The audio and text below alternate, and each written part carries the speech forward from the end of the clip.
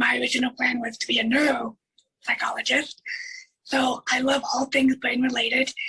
And I use all of that information and years, decades really, of academia and personal experience and life itself to combine in a program that helps people have joy and confidence in the kitchen and beyond. Because I know that when you can have joy and confidence with one thing, that's gonna transmute out into other areas of your life.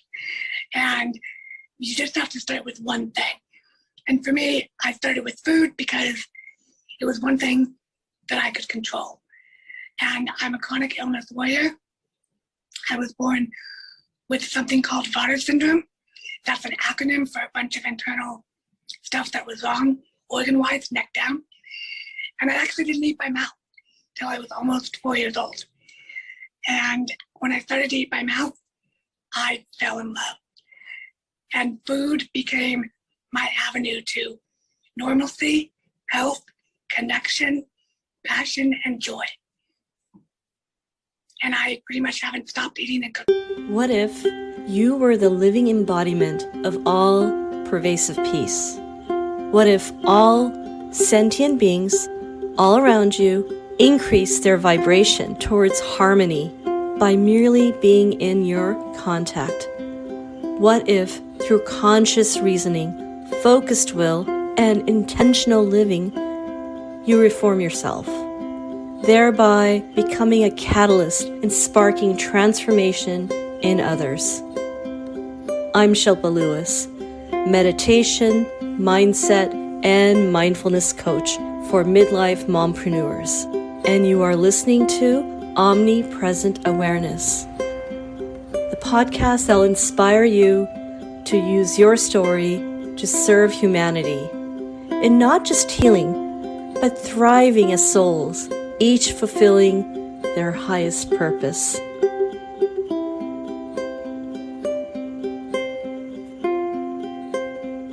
Namaste. Thanks for tuning in to Omnipresent Awareness. This is your host, Shilpa Lewis, and welcome back. Okay, so I'm running a little challenge as I'm trying to get more people to discover this podcast and the conversations that inspire those who value personal growth. And the best way to do that is to leave reviews. You can leave a review on Spotify, Google Podcast, or Apple Podcast. So here is a little request from me to you. If you feel like you have received any value at all from these episodes, then please write a little review and take a screenshot of your review. Once you've done that, email that screenshot to me at omnimindfulness@gmail.com. Once I get your screenshot, you will receive one of my infographics. Spark your meditation practice through Sankalpa. Sankalpa is the Sanskrit word for intention setting. Along with this, you'll receive a link to my guided meditation where you can daily practice intention setting with some inspirational music and breath work. This infographic, along with the guided meditation, is guaranteed to have you start your practice for meditation with a spark. It is my gift for you for being a listener, being a supporter, and of course for you to be able to manifest the best meditation practice. So thank you for showing up, listening, and being inspired, and most importantly, taking action. I appreciate you. So again, please don't forget to take a screenshot of your review and send it to omnimindfulness@gmail.com, and I will send you that infographic and the link to the guided meditation. We are now in the season of Seeds of Abundance, which is our third podcast season honoring spring, new mindsets, and abundance. This season will cover mindful money mindset, movement and healing, law of attraction, and embracing the feminine energy.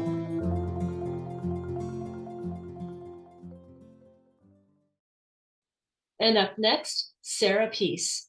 Sarah is a speaker, kitchen coach, and joyful life advocate. From birth, Sarah had learned to survive and thrive, having been born with a rare condition which required over 35 surgeries, paralyzed her vocal cords, and forced her to overcome PTSD. There was a time where Sarah could not eat except through a feeding tube. But when Sarah had her first bite of food as a toddler, she observed that the conversations during meals created special bonds. While growing up in a foodie family, Sarah fell in love with food and connecting in the kitchen. She learned how to serve herself and others while gaining confidence through cooking. Since then, Sarah has made it her life mission to connect and create lasting bonds through food and stories. She is the founder of Joyful Delicious Kitchen Consulting, where she combines kitchen coaching with teaching how to live a joyful life through conscious choosing. Sarah believes her feminine power comes from her ability to choosing joy. In this podcast, Sarah shares stories of miracle over mayhem with warmth, wisdom, and authenticity. And now, here's Sarah. Sarah, so nice to have you here. Thank you for having me, Shilpa. It's such a joy to be here. Well, it's such an honor. To jump right in, for the audience who may not be familiar with you and I'd like for them to know how you and I met, and let's start from there. Wonderful. So we met in All-Immuno's Soulful Speaker Incubator Group. It is an all-female speaker group, and we have the best of the best of the best. And we met in there because all of us are warriors in that group with 1,000 stories to tell. We're all complete warrior women. We love each other, support each other, learn and inspire one another every time we interact inside the group and out. And so it's just been an incredible blessing because I've gotten to connect with you, Shilpa, and of course our wonderful Soulful Speaker sisters. That's how we met. Absolutely. And why don't you share a little bit about your story? Okay, so obviously I have a big story and many stories, but we only have this much time, and therefore I'll share like the cliff notes and the highlights. So I'm Sarah. I am a kitchen coach, speaker, and author, and to be completely honest, I'm in the phase of transitioning because I realized that things are changing in the world, right? We're in a post-pandemic world or current pandemic, depending on where you are in the world. And while my passion and joy and expertise remain with food and cooking and helping my clients get joy and confidence in the kitchen, I realized that I also want to reach people that don't like to cook, that don't care about food, that aren't foodies, that are just living their lives and having trouble finding that joy and that confidence and that faith to live their life. And so I'm kind of doing a little bit of both right now. I'm in transition. Historically, I've been a kitchen coach. I have a degree in psychology. I went for my doctorate degree, actually, in clinical psychology. My original plan was to be a neuropsychologist. So I love all things brain related. And I use all of that information and years, decades really, of academia and personal experience and life itself to combine in a program that helps people have joy and confidence in the kitchen and beyond. Because I know that when you can have joy and confidence with one thing, that's going to transmute out into other areas of your life. And you just have to start with one thing. And for me, I started with food because it was one thing that I could control. And I'm a chronic illness warrior. I was born with something called Vater syndrome. That's an acronym for a bunch of internal stuff that was wrong, organ-wise, neck down. And I actually didn't eat by mouth till I was almost 4 years old. And when I started to eat by mouth, I fell in love. And food became my avenue to normalcy, health, connection, passion, and joy. And I pretty much haven't stopped eating and cooking since. And that joy, it comes through on so many levels. Not only the intellectual beauty that you hold, which I am in love with because I'm a geek at heart, and just you radiate that beauty and it comes out. And your story, because I've heard it, is profound. The term that you used that applies to what condition you had, could you share that again? Yes, it is not a very well-known disease or syndrome. Nobody knows what causes it. and it's called Vater or Vactrel. So it's VATER, which is what I have, or VACTREL. And obviously there's some more letters over here that I was very fortunate not to have. But people with Vater/Vactrel are born premature with missing organs, disconnected organs. In my case, it was a disconnected esophagus. Some are born with clubbed hands and feet. Some are born with heart problems or missing parts of their spine or an extended spine. In my case, I have scoliosis. And so it's a lifelong chronic illness that you can overcome and live with, but you have to accommodate. I don't like the idea of like limitations. I call them required accommodations. And so I'm currently in my late 30s, almost 40, excited about that. But I have required accommodations and I always will. But that being said, many people with Vater never live independently. They never live unattached to machines. They never walk on their own. They never eat. And I'm doing all of that. And I'm so enormously blessed and thankful. And because of that, I live from a place not only of joy, but of gratitude. Because on your darkest day, there's always something to be thankful for. If you're breathing, that's something to be thankful for. Absolutely. One of the things I know about you, you're fully embodied in your life. You speak with such precision and intelligence. You use your voice to make a difference. So share a little bit more about what you've been doing with your beautiful voice and making a difference in this world. Thank you. I appreciate that. So yes, this is my voice. I forgot. I don't think about it, which is good. But I sound like this all the time. In fact, if I do get a cold, which isn't often, that's when I'm louder and clearer. I don't understand.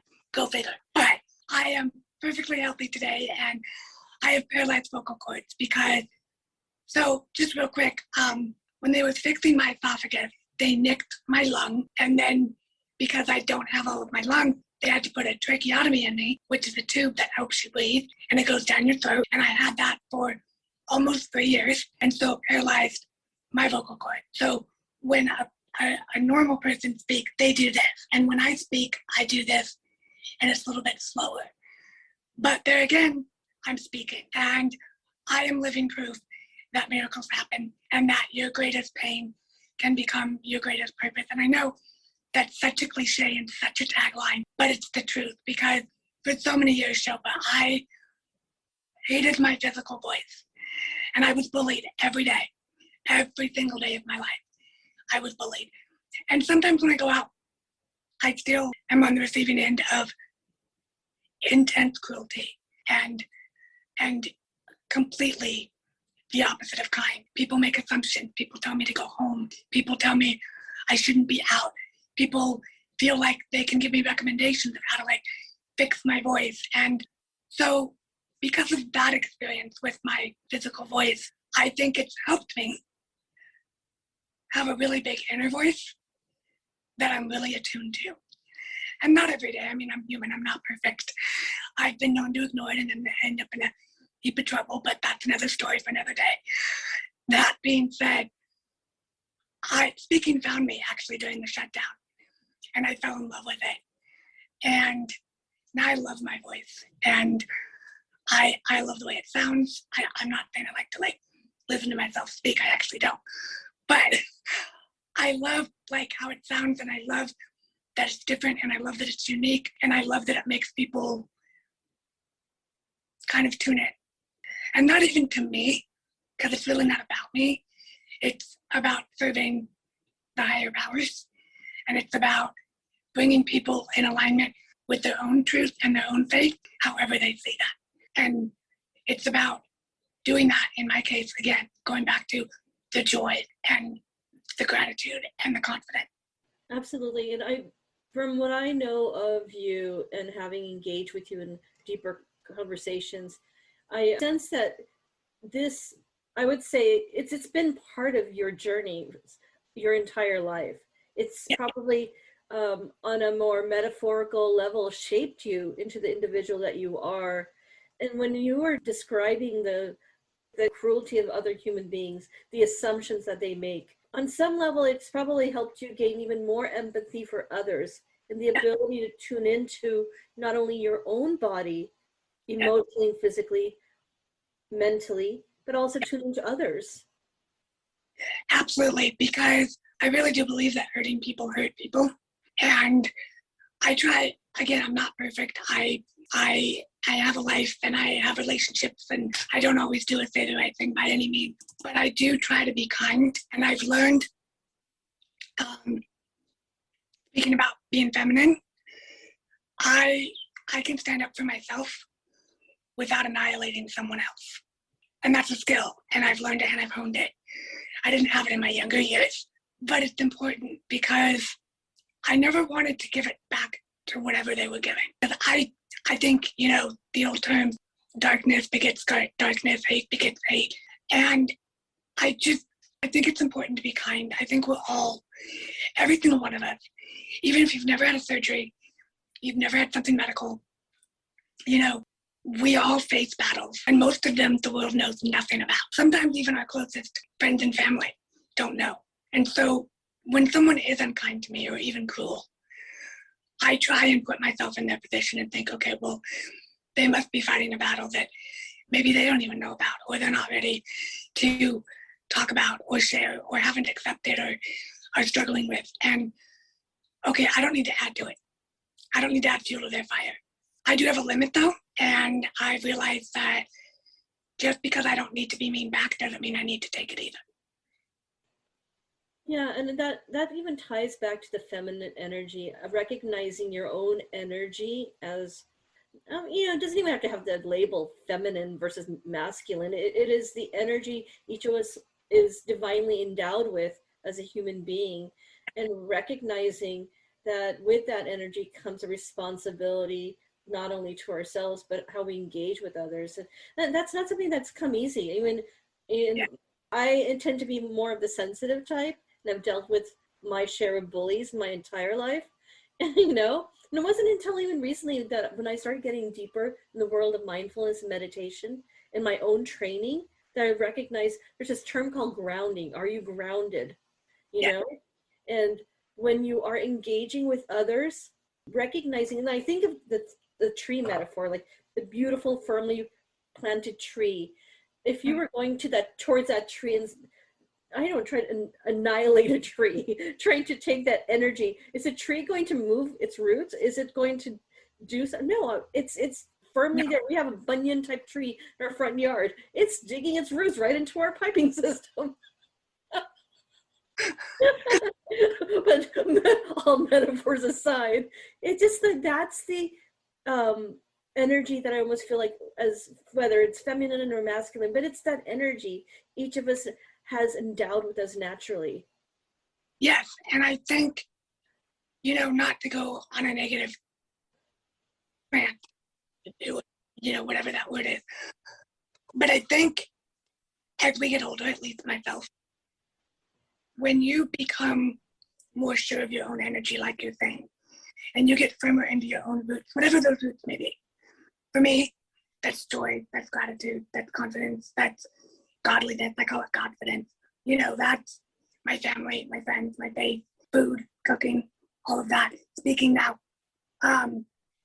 when you really get into your roots, you're less swayed by others.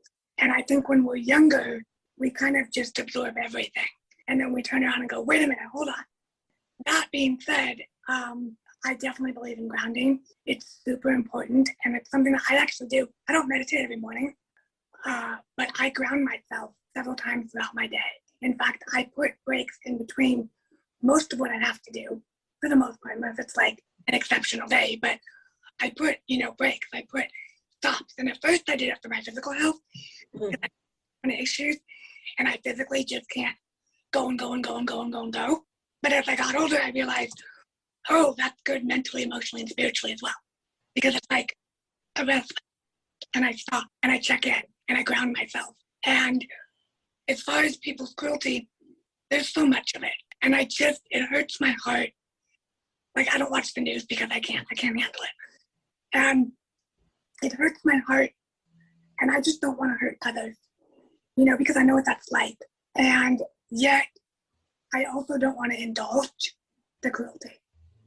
I don't want to perpetuate it by giving it back. And sometimes I don't want to let it back, because I think sometimes people don't know better, and we can't do better until we know better.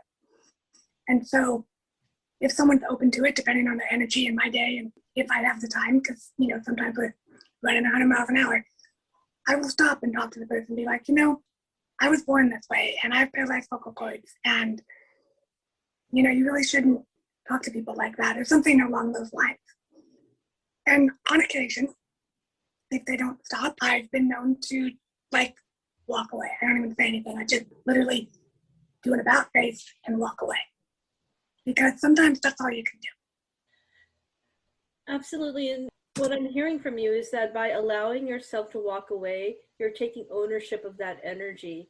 And this is where the feminine part does come in, though, because you are recognizing that there's a level of empathy that you're capable of displaying, and you're allowing yourself consciously to say, I'm going to give you this energy. I will engage with you on this feminine level, which to me means more of that softer, more empathy driven.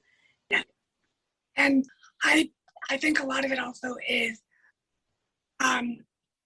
being feminine is soft and caring and tender.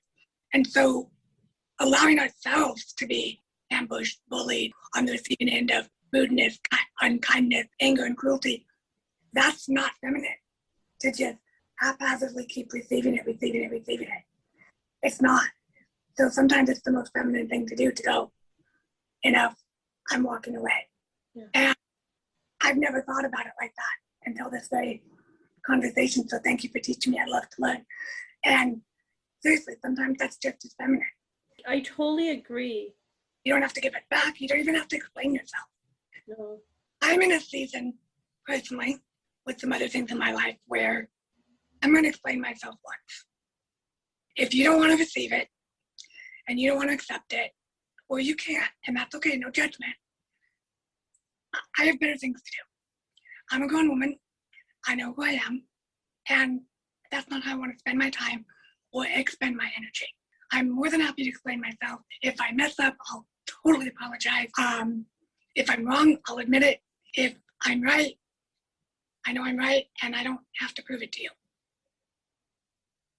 Yes, I agree on that one. And to the point of when you were talking about having that new perspective on the feminine energy, one thing that occurred to me more intuitively just this morning, as I shared with you before we started recording, is I've had this funk, for a few days where I'm off. This morning, as I was having this inner dialogue about it, I was reminded, though, that in order to be empathetic and give that energy to others, I need to first give it to myself, because it goes back, because you're sharing that earlier, like there are people that come into both of our lives that show the lack of capacity. And I think sometimes it's because either they're unconscious or conscious of something that's happening to them, around them, and they have not built a capacity to manage that energy. It's all energy. And so when it comes to the feminine part of ourselves and the feminine energy, it's not only about keeping ourselves grounded and knowing our boundaries, but also knowing when to give that energy back to ourselves. Yeah, I could not agree more. And I'm actually doing that consciously every single day. I've noticed in the last, since I turned 38, actually, my birthday's 2 days before Christmas. I'm Christmas Eve. So literally, I turned 38 and I suddenly wanted to really embrace my feminine energy, because I'm such a fighter. I've had to fight, right? And I've worn my hair down more this year. I usually do my nails, and lately I've wanted softer fabrics and nicer smelling things, and just more softness and embracing, because again, I think the world is harsh enough.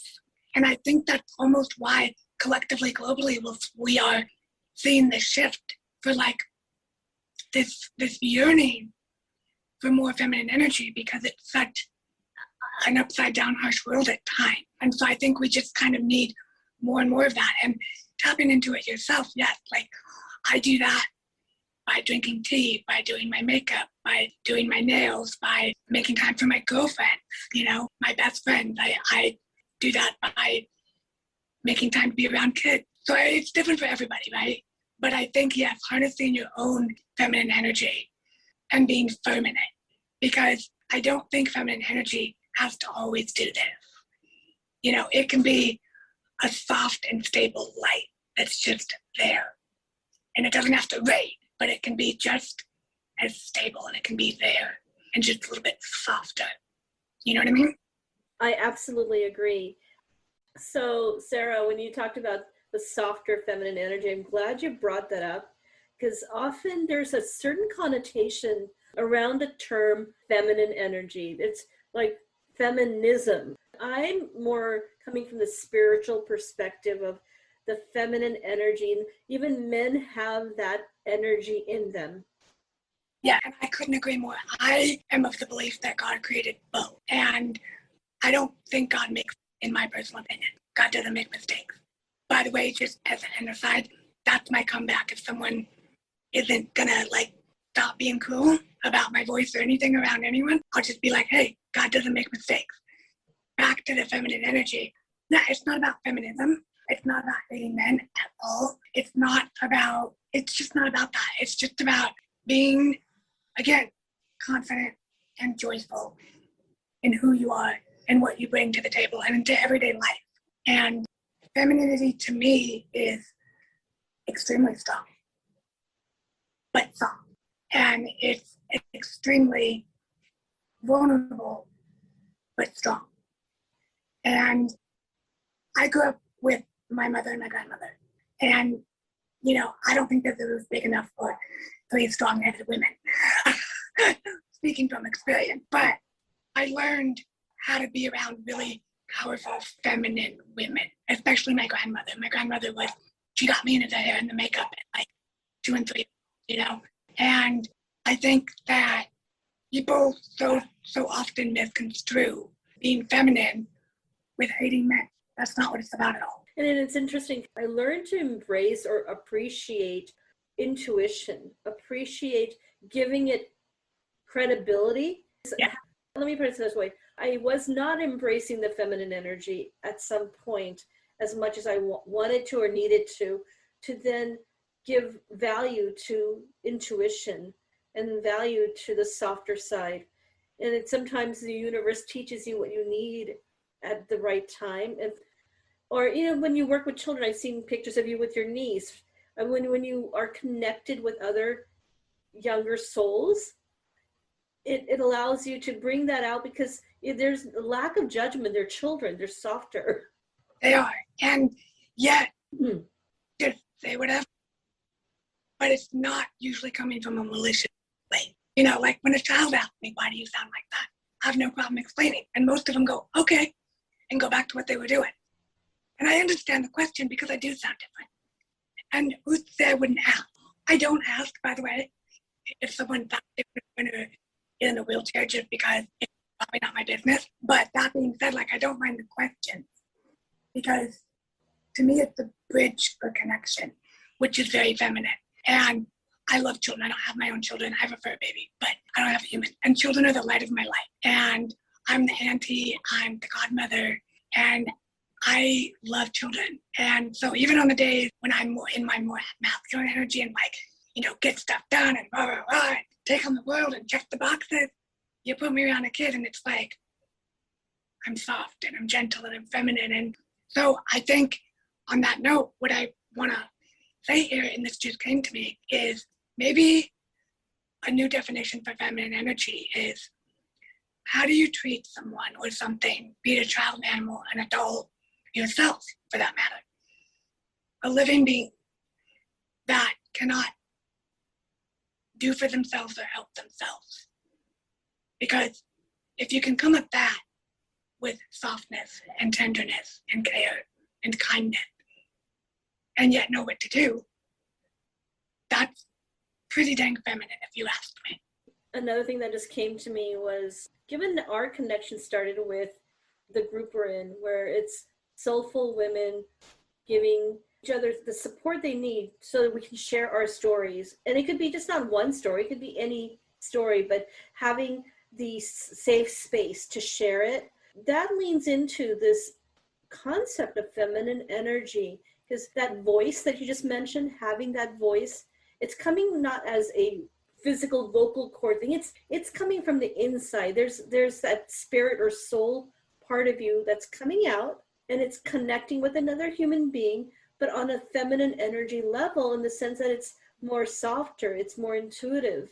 And that energies also exist in men. It's not that it's just a male-female thing. Yes, and there are many wonderful male caregivers out there, and men in other professions that are typically feminine jobs. So they do have it, but obviously we were great from the moment we came out.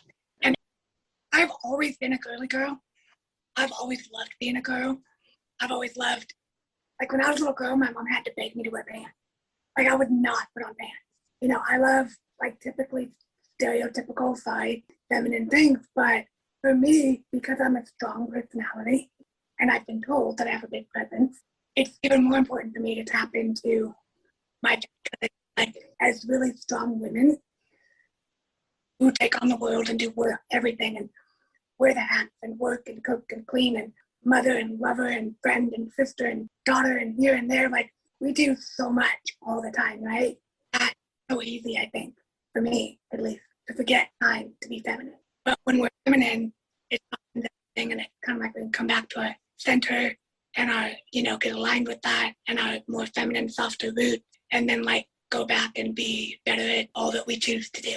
Oh, yes. And I have been embracing that more recently. As we were talking about, we're both wearing pink. 90% of my wardrobe is all black. Having been in corporate or whatever reason, it's some of it's feminine, but it's mostly just monochromatic colors. And I am now learning that, you know what, you absorb that energy of what you're wearing.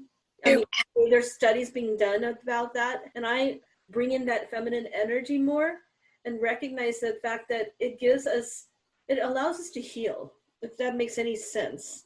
It completely does, and I actually studied color psychology, and I greatly believe in it. And I love color, and I love blue, and I do wear a lot of black because it's easy, and it goes with everything. But there are days I get up and I'm like, I'm not supposed to wear black today, so then like I'll wear brown or white. I love orange.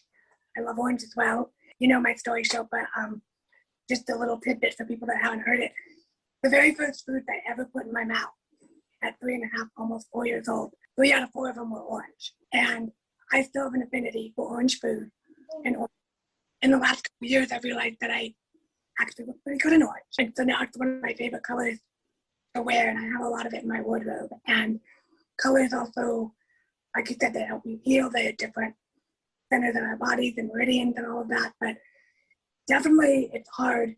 I can understand what you're saying, to be dressed in all black around, corporate environments and male energy and find that femininity. So bravo to you. That's awesome. And you look great in pink, by the way. Oh, thank you. Thank you. Yeah, it took me quite a few years to realize that to be embracing it doesn't mean I'm weak. At all. No, it does not. And for me, in my journey in life, I had 35 surgeries, and for me personally, I've stuffed a lot of life into my life, and I believe that. So when we're not making time for our truest self, and as women, we are inherently feminine, whether we make time for it or not, then we get out of balance. And I found that the older I get, wrong. I personally have never in my life, not once, anywhere ever, for 5 minutes or the almost 40 years I've been here, have met a weak woman. Not once. Yeah, absolutely. And some of that strength is often hidden. Yeah. And what you and I've learned is that when women are given a voice, the opportunity to express, there's an ocean of energy that comes through of stories that were hidden. Yeah, and in fact, in the incubator this morning, we were just talking about all the stories we have that we haven't even said to each other. And everyone has a story. I don't want to, again, I know this is a conversation about femininity, So most of the audience is going to be women, but I'm not knocking men, and they have stories. Don't get me wrong. Every human being alive has a story or something. But you're right. When women are given the platform to share their voice and share their stories, there's this divine connection and understanding and love that happens. And I think that's the way that we're craving in this world and that we're needing is connection and bridging the gap between all of our differences, because we're still different, and that's what makes us so wonderful. Yes, I'm like getting goosebumps just hearing that last part. Thinking of my mom, and when she went through what she did in her life journey, she may not have even known how to articulate because, and I'm not saying she was not a good communicator, but those stories came with such vulnerability and challenges that there's a generation of women who would have healed had they been given the voice to share. Yes. And can I offer a little tidbit about that in like 1 minute? Okay. So my own mother has had a very life, and she's high and strong. And she's now in her 60s. In fact, she's closer to 70 as of next week, which is amazing. And she has never been given the chance until her 60s to really express her journey and what she's been through and all the things that she's seen and heard and learned. And now she is learning when she doesn't like something, she can say so. And she can say, I don't like this, or I don't prefer this, I'm going to do it this way. And again, it's not about, giving the middle finger and because when I was younger, she would just come in and do something behind me, and I hated it. But now it's like a conversation. So she's going about it in a more feminine way, and she's inspiring me to do the same. And so I think one tip about embracing your femininity is ask or state what you need, not even what you want, because wants change, right? But if you need to go use the bathroom, go use the bathroom. If you need a drink of water, take a sip of water. It's that simple. It's nurturing. It's caring. That's feminine energy. And we have to nurture and care for ourselves so that we can do it for others. Yes. Feminine thing. It is a feminine thing. I think that there's a lesson there. And there's so many lessons on it, not only a spiritual level, but also just matter of life. Like we keep hearing about self-care in this world, but self-care, maybe it could be called fueling your feminine energy. And that could be even for men. It's a Sunday. Yeah. Well, Sarah, I would like to wrap up with the last question for young women in particular. What insight would you give to them on not only embodying, but embracing feminine energy? I would take care of yourself, however, not in a selfish way, but make sure your basic needs are met and try to fulfill most of your emotional needs. And you'll learn what those are as you get older. That's just what life teaches you. When you're younger, don't return anger and cruelty and hatred with the same thing. If you can't be kind, find an alternative. And not everybody is deserving of your kindness. And so sometimes, like we spoke about earlier, not giving it is the most kind thing you can do. And be kind to yourself. And then also, the number one thing that I would say for younger women is don't let the world make you harsh. That's a conscious decision. And sometimes you have to make that decision 10 times a day, okay? But don't make you harsh, because it will try. It will try. And harshness is not feminine. So be kind to others, be kind to yourself, take care of yourself, know yourself, and don't let the world make you harsh. Absolutely. What you've been through, some people would say, oh, I can justify my harshness because of, the surgeries or the cruelties of others. But as long as I've known you, if you had not shared any of those stories, I would have just thought of Sarah as a soft, intellectual, supportive friend. Thank you. And intellect is feminine, by my opinion. So I don't think we need to walk around pretending like we don't know it. And I've always embraced that about myself. I'm always like, I'm an intellect, and I like that about me. You are incredibly intelligent and incredibly smart, very soft, in a good way, in a quiet strength kind of way. One thing I want to mention before we go, this will also help younger women, is even if it's not a one-on-one mentor, find an older woman older than you. It doesn't have to be, older, just older than you, that you admire and that you want to be like when you grow up, because for me, the women that I know, women now in their 70s and 80s, they're gorgeous, they're lively, they're vibrant, they're feminine, and they're quietly strong. That's the epitome of feminine. Thank you so much for having me. It's been such a joy and an honor and a privilege and a pleasure. It's been such a joy and pleasure as well. And just on that note of it, that is the epitome of the feminine energy. That is why I created this podcast. I long to have a mentor my entire life. And I had to learn things the hard way. And I still don't think I necessarily have the mentors I would like in life. My feminine group with you is, we're mentorships to one another. Having a mentor will save you with so many life challenges and navigating. It will maybe even save you from becoming harsh. Yes. And the most wonderful example of that, I knew a woman who is a little bit older, and her parents were taken out of this earth in an atrocious way. And she forgave. And she literally, if you meet her, like there's just love and light and forgiveness. And when I met her and I spent time with her, I was just like, wow, that is the most feminine thing in the world. And I don't know if I'm capable of that. And I hope I never have to do that. But the point is, get a mentor for sure. Yes. Yes. Thank you. Thank you. Thank you for your journey. Thank you for the vulnerability. Thank you for your strength and your intellect. Thank you, Shilpa. You as well. Blessings.